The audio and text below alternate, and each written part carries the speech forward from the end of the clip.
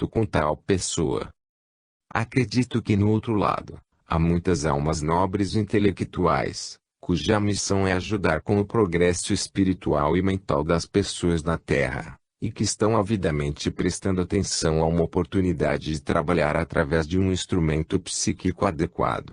Aqui, mais uma vez, e a necessidade de desenvolvermos a nossa mentalidade, para que possamos pensar e viver em um plano puro e elevado de pensamento, pois de outra forma não podemos entrar em contato com essas mentes mais altas. Capítulo 45. Cura e diagnóstico. Que demonstração maravilhosa de poder espiritual pode ser dada através da cura, ou pela imposição das mãos, ou do tipo mental.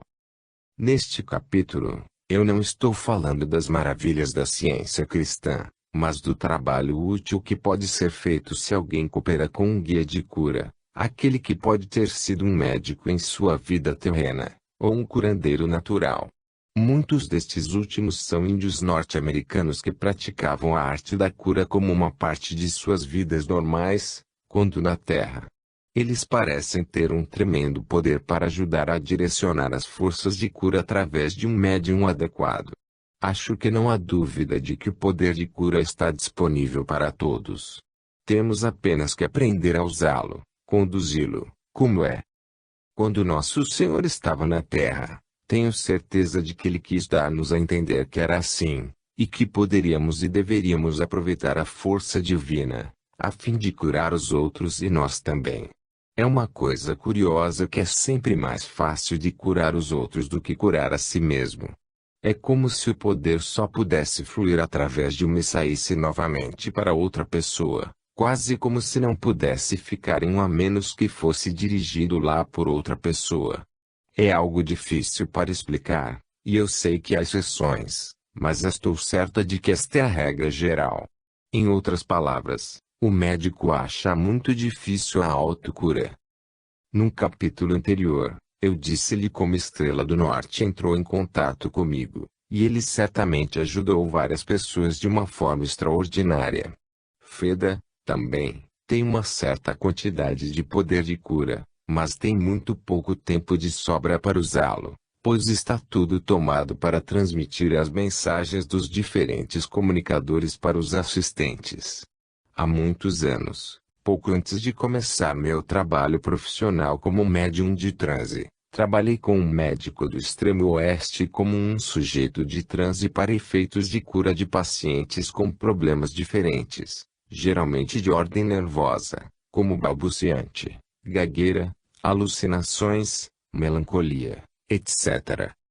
Este processo foi chamado de sugestão de transferência, tanto quanto me lembro. Eu iria ao estado de transe. Ninguém nunca me colocou nessa condição. Eu mesma sempre a induzi, e que o médico iria falar com a minha mente subjetiva e dizer-lhe o que estava errado com o paciente, e que deve entrar em contato com a mente subjetiva do paciente, com o propósito de eliminar o problema dele. Pelo menos, é assim que o médico explicou o processo, mas Feda sempre categoricamente o contradisse. Ele não acreditava na existência de Feda, e às vezes ela costumava insistir em falar com ele com a ideia de que ela pudesse convencê-lo que ela era realmente uma pessoa. Ele sempre repetia a mesma coisa com ela mais e mais novamente: não, você não é uma personalidade, você é simplesmente uma mente subjetiva. Feda não o fez entender o termo em tudo nesses primeiros dias de seu trabalho, e usado para assegurar-lhe: Feda não é uma mente subjetiva, Feda é uma pessoa. Os argumentos devem ter sido muito banais e desinteressantes, já que, evidentemente, o médico e Feda disseram muito pouco a mais um ao outro sobre o tema de sua personalidade, exceto as frases que eu passei, mas ao que parece não se cansava de repeti-las uns aos outros às vezes. De vez em quando, Feda daria a ele uma mensagem de alguma relação sua no outro lado, mas ele sempre considera como a mente subjetiva, e acho que Feda imaginava que isso fosse um termo injurioso, porque por um longo tempo depois, se ela desaprovasse qualquer um, ela diria que estava com medo de que a pessoa fosse uma mente objetiva. Eventualmente, Feda produzia evidências tão convincentes para o médico que ele não podia sozinho atribuí-las a uma mente subjetiva, e solicitou um amigo em comum para chamar e pedir-me para dizer a Feda que, finalmente, ele estava convencido de que ela realmente era uma entidade, a personalidade, e não uma mente subjetiva de modo algum.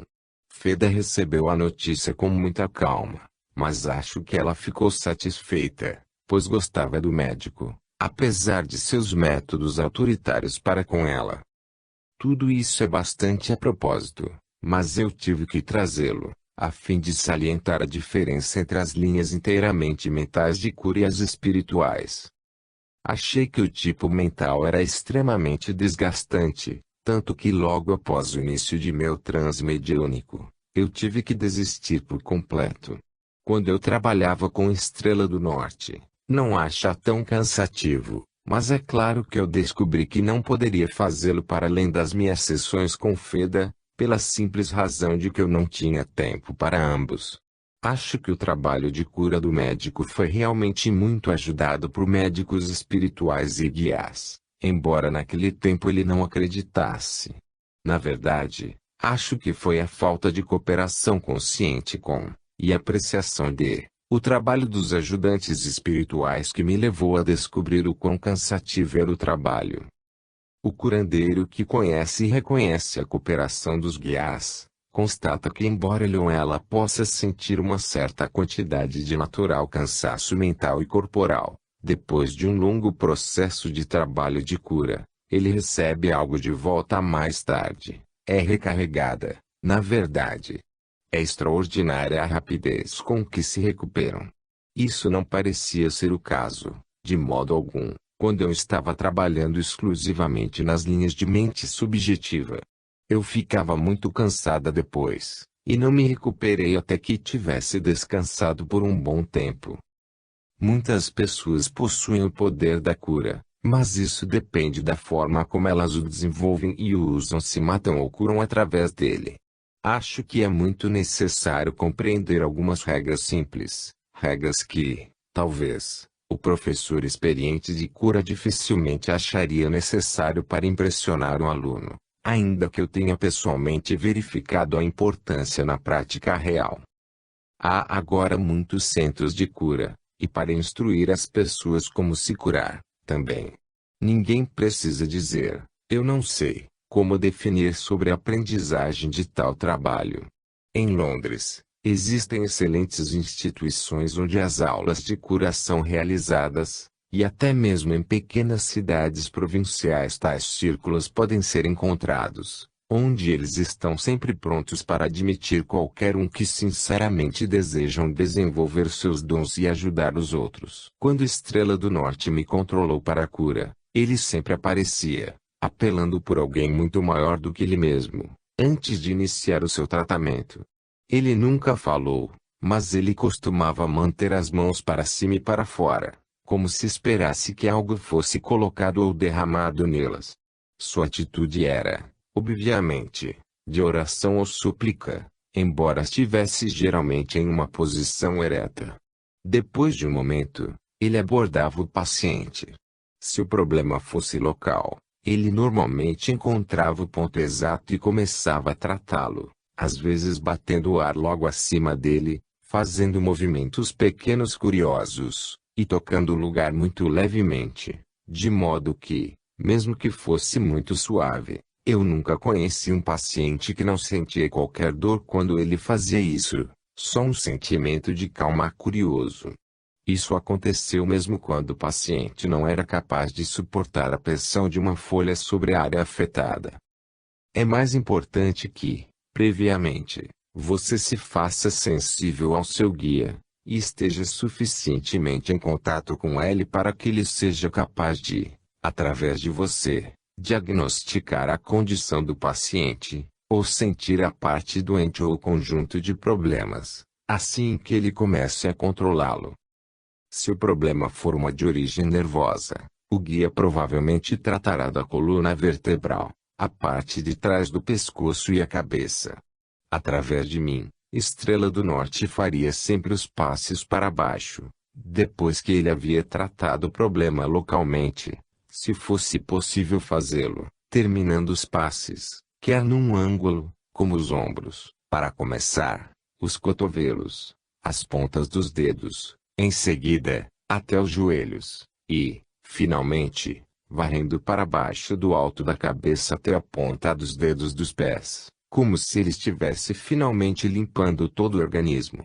Seus movimentos eram extremamente vigorosos às vezes, mas seu toque era extraordinariamente leve e delicado. Hoje em dia, ele, muitas vezes, vai para o trabalho com um senhor que não é um curandeiro profissional, mas que tem feito muitos trabalhos por tratamento ausente. Você vai encontrar excelentes instruções tanto para o tratamento presente e ausente em Margaret vê o livro de Underhill e Ellen MacGregor sobre desenvolvimento psíquico, que mencionei anteriormente. Deve ser lido por todo aquele que deseje desenvolver qualquer uma das faculdades psíquicas. Eu só dei os pormenores relativos à Estrela do Norte e seus passes porque foi a minha própria experiência pessoal de cura. Mas há muitos outros métodos diferentes, embora várias pessoas que conheço tenham trabalhado com muito sucesso nas linhas da Estrela do Norte. Há duas coisas que sinto que cada curandeiro deve evitar. Uma está em tentar dar um tratamento muito longo de uma vez. A outra é falar e permitir que a mente vague durante o tratamento de um paciente. Isso, é claro, se aplica a curandeiros que usam seu poder normalmente. Como a maioria faz, apenas um número relativamente pequeno de pessoas cura por meio de transe completo. Uma amiga minha, vou chamá-la de Senhora B, tinha excelentes poderes de cura, quando ela escolheu usá-los corretamente. Ela me ajudou muito em uma ou duas ocasiões, e eu comecei a ficar muito esperançosa de fato sobre a qualidade de seu poder e de seu serviço a pessoas doentes e sofredoras. Um dia, fomos juntas visitar uma amiga que era quase uma desconhecida Senhora B, pois ela a viu apenas uma ou duas vezes antes. Nossa anfitriã queixou-se de uma dor de cabeça intensa, e a Senhora B ofereceu-lhe um tratamento de cura, que a nossa anfitriã acredita e geralmente responde muito rapidamente de forma satisfatória. Enquanto a tratava, a Senhora B manteve um fluxo incessante de conversa, principalmente reminiscências de pessoas, lugares e coisas sobre as quais seu paciente conhecia, e receio, não se importava com nada. Após cerca de 10 minutos, tentei dar à Senhora B uma dica de que era melhor manter os pensamentos sobre o assunto na rédea, mas ela não aceitou.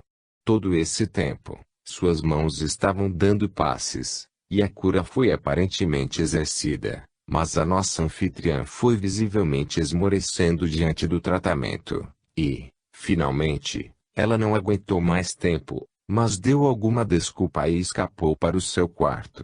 A próxima vez que a vi, ela me disse que o tratamento quase enervava, sua cabeça estava pior, ela tinha passado uma noite inquieta e me senti muito mal durante todo o dia seguinte.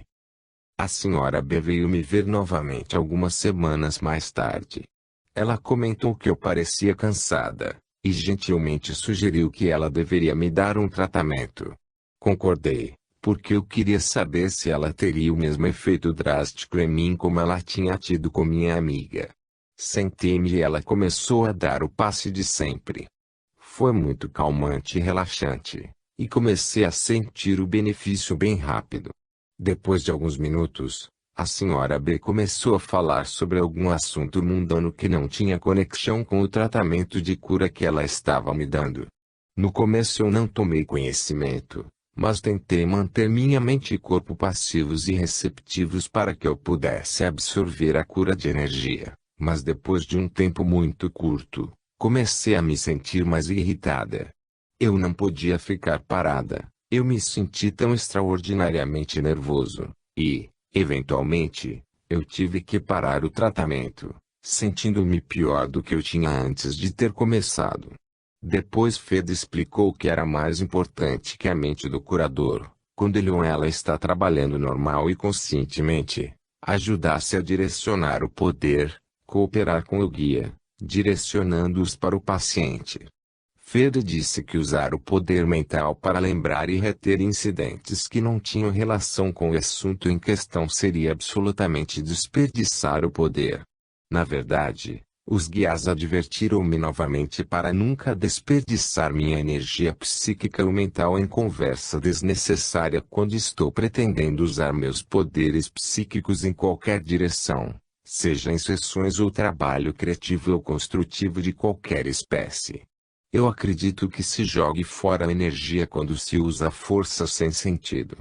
Há momentos em que uma certa quantidade de falas soltas, uma troca entusiasmada de pontos de vista e planos entre amigos é frequentemente muito estimulante e abre as válvulas de segurança, por assim dizer, mas deve-se ser cauteloso em ceder mesmo este passatempo agradável quando se tem algum trabalho definido de realizar. Eu nunca falo antes de uma sessão ou permito-me ouvir qualquer outra pessoa falando, se eu puder evitar. Eu sei que há algumas pessoas que me dizem que elas simplesmente vivem em emoção e azar-fama, e fazem o seu melhor trabalho psíquico quando no meio disso. Bem, talvez de fato elas realizem uma determinada quantidade de trabalho psíquico, mas também conheci alguns dos amigos que alegam ter ajudado. E se tivesse ouvido o que essas pessoas infelizes disseram sobre os resultados da sua ajuda, eu acho que elas mudariam suas táticas. Capítulo 46. Profecia. Crie uma barreira de confiança em torno do hoje. Preencha o espaço com um trabalho agradável e nele permaneça. Procure não através das grades protetoras sobre amanhã. Deus te ajudará a suportar o que vem de alegria ou de tristeza. M. F. Boots. Se nós todos nos satisfizéssemos a viver o hoje, e fizéssemos o nosso melhor nele, a vida poderia ser melhor e, certamente, um caso mais simples do que é para a maioria de nós. Sondando as probabilidades do amanhã traz muito pouco da verdadeira felicidade. E acho que podemos desgastar os nossos poderes de resistência na contemplação das dificuldades de amanhã, e tornar-nos incapazes de combater o trabalho de hoje também. Algumas pessoas parecem ter um dom notável de profecia, ou ver o futuro.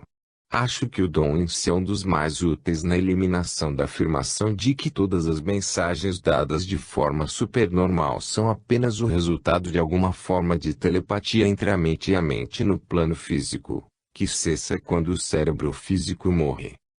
Sabemos que muitos acontecimentos mais improváveis foram, desde tempos imemoriais, profetizados através de médiuns e vieram a acontecer exatamente como preditos. Eu mesmo tive algumas ilustrações muito marcantes deste tipo.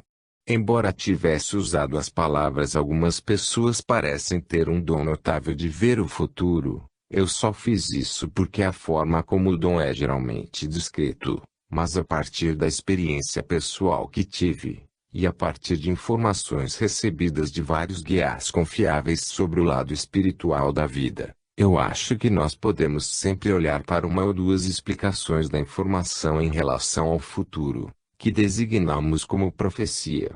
O que me disseram é que aqueles nos planos superiores estão sempre elaborando e organizando certos planos para o benefício da humanidade no plano terrestre.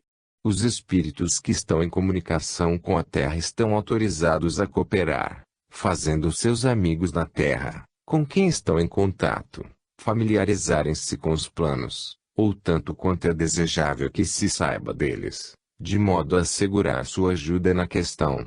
Alguns médiuns parecem estar mais bem qualificados para passar corretamente em detalhes de planos em relação ao futuro do que outros. Na verdade, existem alguns médiuns sem poderes, mas o registro de coisas e acontecimentos que passaram. Outros não podem tocar no passado, mas parecem tocar as mentes dos espíritos ajudantes em matérias relacionadas apenas com o futuro, e pode, praticamente não dar nenhuma informação sobre os amigos do outro lado ou as evidências sobre eles. Uma vez fui a um tal médium no oeste da Inglaterra. Pensei que poderia ser interessante obter uma mensagem do meu pai ou da mãe, ou de algum outro amigo, se quisessem dar uma, já que eu não tinha lhes dado uma oportunidade de comunicar-se comigo por um tempo considerável. O médium concedeu-me uma sessão com duração de quase 1 hora, mas do começo ao fim ele não descreveu ninguém que eu conhecesse, nem tentou fazê-lo, mas ele me deu algumas mensagens muito notáveis sobre uma questão importante em relação à qual eu não sabia de nada no momento, e que eu verificaria 3 ou 4 meses mais tarde. Ele descreveu, minuciosamente, as pessoas que estariam envolvidas no caso, pessoas que eu nunca tinha visto no momento da sessão. Algum tempo depois, Feda me disse que ela tinha tomado conhecimento sobre o assunto todo, como tudo fora organizado por pessoas do outro lado e fora conectado com o meu trabalho psíquico. Como nem ela nem nenhuma das minhas relações poderiam conseguir qualquer coisa por si mesmas na audiência, Feda pensou que ela poderia muito bem utilizar o poder e tempo, dizendo-me algo que eu deveria ser capaz de provar mais tarde, e estaria interessada. Não foi muito importante saber algo sobre o assunto, mas, por outro lado, não havia nenhuma razão específica para que eu não soubesse. Este médium estava inconsciente que estivesse recebendo a informação por uma entidade desencarnada. Ele disse: eu vejo, ou ouço, tal e tal coisa, nenhuma única vez referindo-se a alguém ou alguma coisa do outro lado. Em um ponto, logo depois que ele iniciou a sessão, eu o interrompi dizendo: obrigada, o que você me disse é muito interessante, mas você não vê ninguém que tenha desencarnado perto de mim. Nenhum dos meus amigos espirituais quer enviar uma mensagem? Isso foi suficiente. Ele parou por um momento, depois saiu correndo, como se tivesse de repente encerrado, em um caminho, no vale de sombras. Eu vi um homem e uma mulher. Você os conhece? Ele, então, esperou por mim para reconhecer essa descrição um tanto vaga e eu disse a ele que, às pressas, não podia ter certeza, de modo que ele amavelmente seguiria novamente em suas próprias linhas. Eu podia ver que ele era um verdadeiro psíquico, já que ele me deu uma excelente prova de coisas que pertencem à Terra, mas assim que ele contatou o Vale das Sombras ele parecia perdido. Evidentemente seus guias tinham sido incapazes de desenvolvê-lo além do campo da profecia. A previsão mais marcante, e que afetou todo o meu futuro e trabalho, foi a que me foi dada no ano de 1906. Foi durante esse período difícil quando eu havia insistido em participar de reuniões espíritas, apesar da oposição da minha mãe e de seu desgosto a respeito de qualquer assunto relacionado ao tema. Eu tinha perdido a minha voz para cantar, tanto quanto a esperança para fins profissionais, mas ainda ocasionalmente cantava nos encontros espiritualistas de domingo. Uma amiga tinha me perguntado se eu poderia cantar uma tarde de domingo na reunião infantil, o tipo de escola dominical espiritualista, a qual mencionei em um capítulo anterior. E ela me pediu para ligar para ela na casa onde morava para que pudesse me acompanhar no salão. Ela era órfã e tinha transformado a sua casa com uma amiga, uma mulher mais velha que era médium, e dirigiria o serviço naquela tarde e também daria clarividência na reunião da noite que se seguiu ao serviço das crianças. Eu cheguei à casa de minha amiga, e ela me mostrou uma sala de estar. Ela saiu da sala para buscar sua amiga, a médium, que eu não tinha visto antes. Esqueci seu nome, mas eu vou chamá-la de Senhora Ben. Quando a senhora entrou na sala, ela avançou para mim com a mão estendida. Eu coloquei a minha na dela, e ela olhou para meu rosto e disse: não diga nada, não me interrompa, seus guias estão aqui e desejam dizer-lhe algo de grande importância. Nesse momento, eu sabia muito pouco sobre os meus guias, se alguma coisa. Na verdade, eu não achava que tivesse algum especial. A senhora fechou os olhos, e ainda segurando as minhas mãos, parecia estar falando em parte, ou quase inteiramente, sob controle. Ela disse que meus guias estavam indo para me preparar para um trabalho espiritual importante, mas que as minhas condições atuais estavam antagônicas a ele, que eu não deveria ser capaz de embarcar até que grandes mudanças tivessem ocorrido e até que encontrasse o homem que tivesse afinidade comigo, através do qual os guias se dirigiriam a mim. Naquela época, eu não tinha pensado seriamente em fazer qualquer trabalho no movimento. O palco parecia ser a única abertura para mim, mas como a maioria das moças fiquei emocionada pela referência à minha afinidade. Assim que eu decentemente pudesse, eu perguntei à médium se ela poderia descrever o homem a quem os guias foram tão gentilmente resguardando para mim. Sim, ela disse, eu vejo muito claramente. E para o meu desgosto e decepção ela passou a descrever um homem de cerca de 65 anos, grande bigode grisalho, cabelos brancos nos lados, nariz adunco, alto, mais de 1,80 metros, muito magro, vestindo calças cor de cereja. Que cara, eu pensava, casaco de pele azul pálido, chapéu feito de couro ou algum material brilhante, com umas penas brancas ao lado. Ela disse que eu deveria encontrá-lo dentro de um ano. De qualquer forma, ela foi mais enfática ao dizer que ele era o homem para mim, e era o mais indicado para o trabalho espiritual que devia fazer. Procurei por ele por alguns meses, e de vez por outra, esquecia-me dele. Quando cerca de 10 meses se passaram, entrei para uma companhia que estava encenando uma espécie de drama romântico do tipo Reino Mítico, em que um inglês que, por causa de seus extraordinários feitos heróicos, é proclamado rei de um desses reinos misteriosos, sempre descrito como estando no coração da Europa. Eu não queria me juntar a esta companhia, já que eu tinha um compromisso muito melhor aberto para mim, mas eu me senti fortemente, embora naquela época eu não o teria chamado psiquicamente, impressionado a aceitar esta peça particular. Fiz amizade com uma outra moça, e durante a troca de confidências, disse a ela, e não como uma brincadeira, sobre a figura muito desinteressante e idosa de pândega que havia sido descrita para mim como sendo minha afinidade, e mencionei que ainda não havia conhecido e esperava que eu nunca o encontrasse. Minha companheira comentou que tínhamos visto todos os homens da companhia, e não havia ninguém como descrito. Então eu estava segura de que nessa turnê não teria chance. Agora, nós não tivemos um ensaio geral, e não conhecíamos todos os costumes que viriam, pois chegaram atrasados alguns dos cestos de roupas. Assim, na noite de abertura, a maioria de nós parecia muito diferente.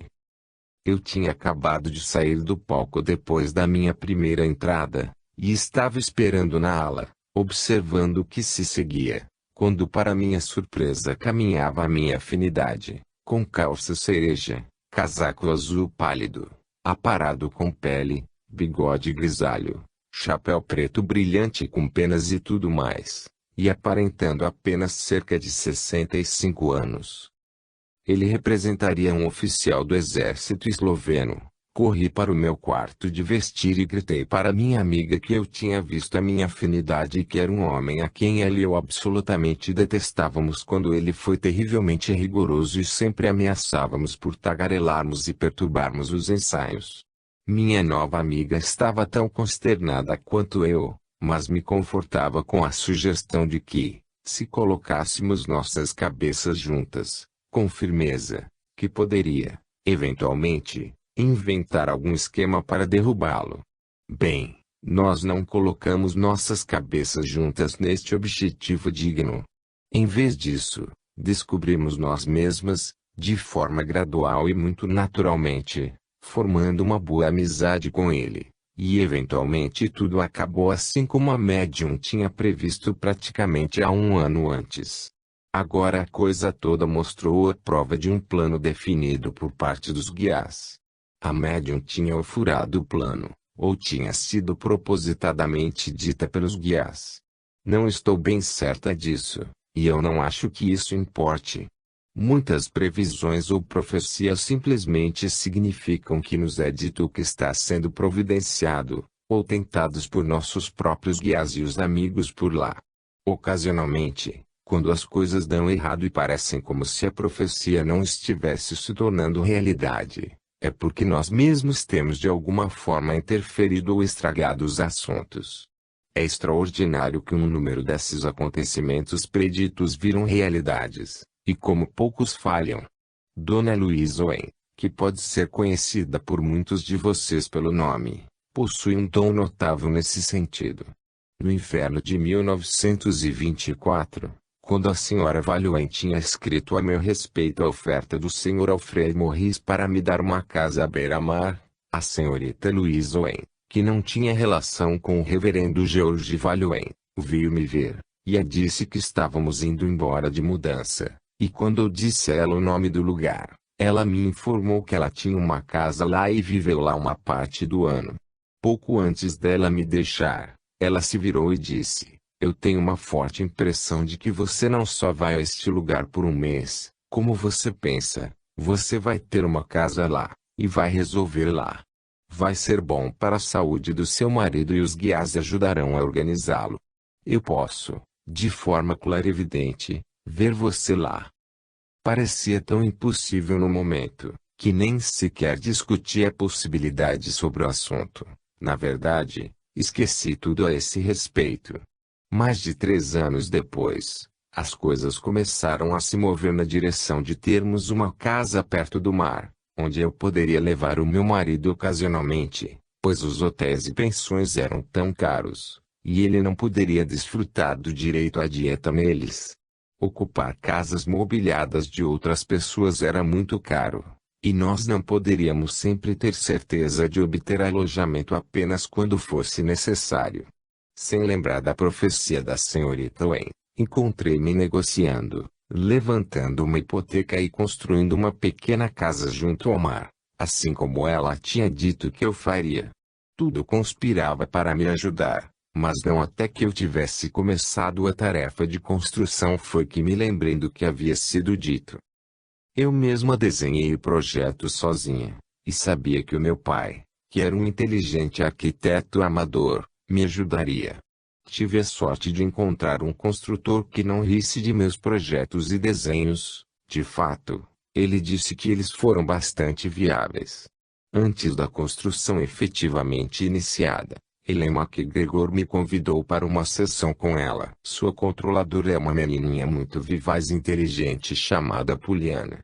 A senhorita MacGregor não sabia nada sobre minha construção à beira-mar, mas durante a sessão, que foi extremamente probatória, Poliana de repente apresenta o tema, começando por descrever a casa que eu tinha esboçado, e ela passou a descrever em detalhes tudo o que ela disse aplicado ao meu projeto da casa, exceto por um particular que me intrigou muito no momento.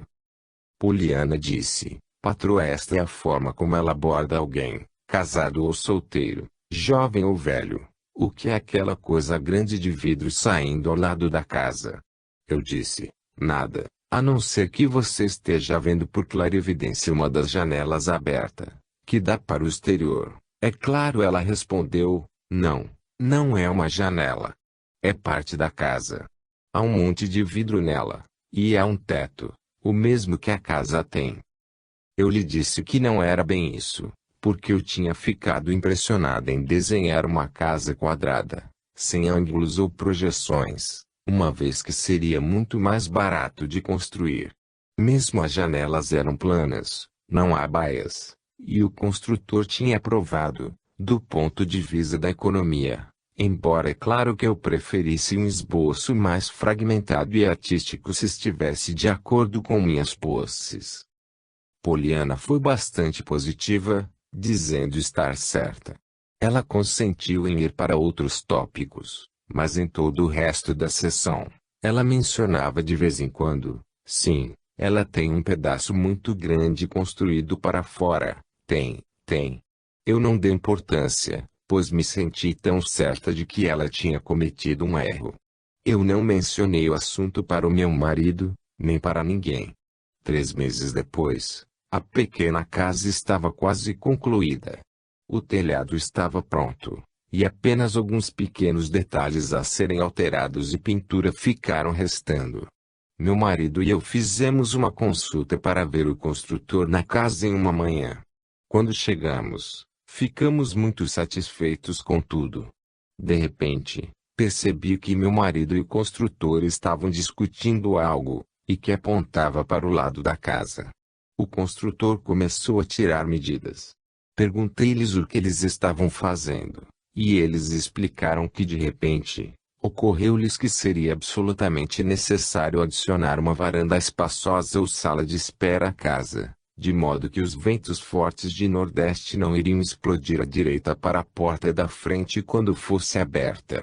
O construtor disse que temia que não pudesse usar as portas principais muitas vezes no inverno, a menos que nós tivéssemos a varanda, com uma segunda porta construída. Curiosamente, nenhum de nós tinha pensado nisso antes. Então, a clarividência de Poliana estava certa depois de tudo.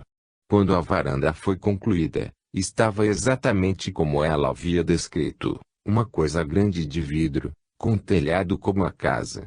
Ela tinha visto a casa concluída como meu pai sabia que deveria ser. Poliana notavelmente precisa em dar informações de coisas que são totalmente desconhecidas para o acompanhante no momento da sessão. Sua médium, a senhorita MacGregor, possui um extraordinário poder de diagnóstico. Uma senhora que conheço foi vê-la para uma sessão 15 dias antes de ser operada. Tudo tinha sido arranjado para essa finalidade. A senhorita MacGregor disse que ela não operaria, pois não havia nada lá a ser operado. Quando a assistente foi para a operação, o cirurgião a examinou novamente no dia anterior, e disse-lhe que o problema havia inesperadamente sumido e que nenhuma cirurgia seria necessária. Estes são apenas dois pequenos exemplos da precisão da mediunidade da senhorita MacGregor. Sabia que ela declarava muitas frases que achavam estarem erradas na hora, coisas sobre as quais alguém estivesse completamente ignorante, mas eu nunca soube que ela tivesse errado.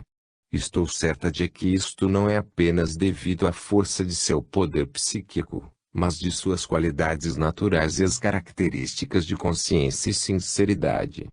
Ela é muito consciente e certeza do que fala, de seus guias espirituais, de seus fatos, e isso faz toda a diferença no mundo, quando um médium tem de se adaptar a muitos comunicadores diferentes, e condições difíceis e variadas. Capítulo 47. Das trevas para a luz. Através do amor à luz. Oh, maravilhoso o caminho, isso leva das trevas para o dia perfeito. Da escuridão e da tristeza da noite. Para a manhã que vem cantando além do mar. Através do amor à luz. Através da luz. Ó Deus, a Ti, que és o amor do amor. A eterna luz da luz. R.W. Juder. De onde faz toda essa investigação de fenômenos, este líder de desenvolvimento espiritual e psíquico? Esta é a pergunta que muitas pessoas fazem, pessoas que não estudaram o assunto do espiritualismo. Qual é o bom de tudo isso? Minha resposta, minha definitiva e cuidadosamente pensada resposta, fundamentada em muitos anos de experiência pessoal, é que o espiritualismo conduz da ignorância para o conhecimento, da escuridão para a luz, da tristeza da noite para a manhã que vem cantando além do mar. Existe algum outro assunto sobre o sol que pode fazer muito por nós? Quando percebemos que há algo além da vida, onde os nossos queridos esperam por nós, pergunto, não fará toda a diferença no mundo, não somente para a nossa felicidade, mas também para a edificação do caráter, fazendo-nos pensar nos outros por causa de nossa percepção da continuidade da vida e amor? Eu sei que a Igreja nos diz para ter fé. Alguns de nós parecemos ter nascido com muita fé. Um grande número parece ter nascido com nenhuma. Que coisa maravilhosa é ter fé! Quem não gostaria de tê-la, se pudesse? Eu acho que existe um caminho, uma rota direta à fé para aqueles que não foram abençoados com ela no momento do nascimento. É o caminho do conhecimento e da razão que podemos alcançar através do estudo do espiritualismo. Pode-se objetar que a fé que tem de ser baseada no conhecimento não é mais fé. Sim, é uma fé mais forte, uma que pode resistir às investidas de dificuldade, tristeza e até mesmo tragédia. Pessoas que eu vi que uma vez teria jurado por sua fé, os ministros da Igreja Ortodoxa, e outros, mas quando uma tristeza enorme e inesperada vem na forma de um falecimento, sua fé foi abalada e, em alguns casos, despedaçada. A prova que eles depois receberam através do espiritualismo, o conforto e a satisfação de comunicação com o ente querido perdido, deu-lhes de volta fragmentos de sua fé destruída, agora cimentada para além de qualquer possibilidade de quebra da força de seu novo conhecimento e certeza. J. G. Whittier escreveu: Nós vivemos pela fé, mas a fé não é escrava do texto e da legenda. A voz da razão e de Deus, da natureza e do dever, nunca estão em desacordo. O que pede o nosso Pai de seus filhos, senão a justiça e a misericórdia e a humildade? Um serviço razoável de boas ações, vida pura, ternura às necessidades humanas, reverência e confiança, e oração para a luz para ver as pegadas do Mestre em nossos caminhos diários. Eu acho que a comunicação com aqueles que já passaram ajuda-nos a seguir as pegadas do Mestre em nossos caminhos diários não apenas na teoria, mas também na prática. Muitos assistentes, professos cristãos, ateus ou agnósticos, depois de estabelecerem a comunicação com os seus queridos falecidos através de Feda, pediram uma fórmula, alguma simples, diretamente do plano espiritual em que eles poderiam começar a moldar suas vidas de novo. A resposta tem sido sempre a mesma. Você já tem o único ensinamento, o único plano, o único exemplo de que você precisa.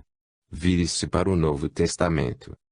Leia o registro da vida de Cristo, seus atos e suas palavras, enquanto estiver na terra, e siga-o, sempre que puder. Pare de discutir sobre pontos abstrusos e incidentais e suplementares, e simplesmente obedeça seu comando de amar uns aos outros, e faça aos outros aquilo que você gostaria que fosse feito a você. Eu sorrio quando leio o absurdo que está escrito sobre a facilidade com que os maus espíritos personificam aqueles que amamos, usando seus nomes, adotando suas maneiras, sendo capazes de ler toda a história do passado daquele por quem eles se passam, a sua relação com o assistente, e 101 performances igualmente maravilhosas. Os espíritos malignos devem realmente estar ministrando anjos. Pelos seus frutos os conhecereis, somos informados. Os únicos frutos dos quais eu já tive qualquer experiência pessoal de ter tido uma orientação sábia e amorosa, exortando-nos a bons atos, puros e nobres pensamentos. Nunca, em todas as milhares de mensagens que eu tomei conhecimento durante muitos anos de trabalho, ouvi uma palavra que deixasse de ter uma influência útil e enobrecedora no caráter e na mente do destinatário. É claro, quero dizer que esta declaração se aplica apenas às comunicações que vieram através de médiuns devidamente desenvolvidos, ou para os investigadores que se sentam no âmbito de condições corretas, tendo em suas próprias mentes nada além do que seja bom. Não estou me referindo ao assunto que pode vir à mente perturbada, enlouquecida de uma pessoa histérica ou mentalmente doentia.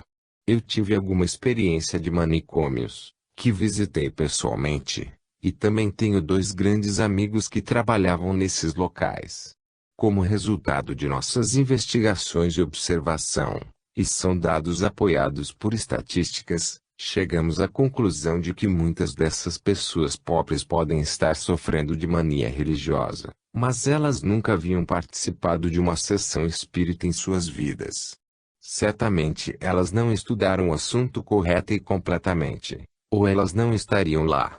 Quantas pessoas já me disseram que foram salvas do manicômio, não foram empurradas para lá, por aquilo que têm visto e ouvido através do espiritualismo. Se elas veem as nossas provações e as nossas tristezas, como podem ser felizes? Muitas vezes me perguntam. Elas estão felizes, porque podem ver mais longe do que nós. Elas sabem que é só por pouco tempo que estamos de luto, e lutamos aqui. Elas não são insensíveis ao nosso sofrimento, nem nos querem para dar lugar a ele, mas para nos beneficiar, deixando-nos ajudar a compreender os problemas das outras pessoas, até que possamos nos juntar a eles novamente. Eu não sei quem escreveu as seguintes palavras. Eu as li recentemente em um pequeno livro, ao qual nenhum nome foi ligado, mas devo dar-lhes aqui, porque elas são de tão completa resposta à pergunta muitas vezes repetida: será que aqueles que amamos, que desencarnaram, nos veem, e sabem o que sentimos sobre eles? Estamos muito certos de que Ele vai dar-lhes de volta o brilho, a pureza e a beleza. Sabemos que Ele vai, sim, manterá nossa própria e a sua até que adormeçamos. Sabemos que Ele não quer partir os fios que abrangem entre o aqui e lá. Ele não quer dizer, embora o céu seja justo, para alterar os espíritos que entram lá, que esquecem os olhos levantados e úmidos, os lábios também ainda em oração, o desespero mudo. Tenho a certeza de que seremos muito felizes, que por pouco tempo estivemos tão tristes. Fim.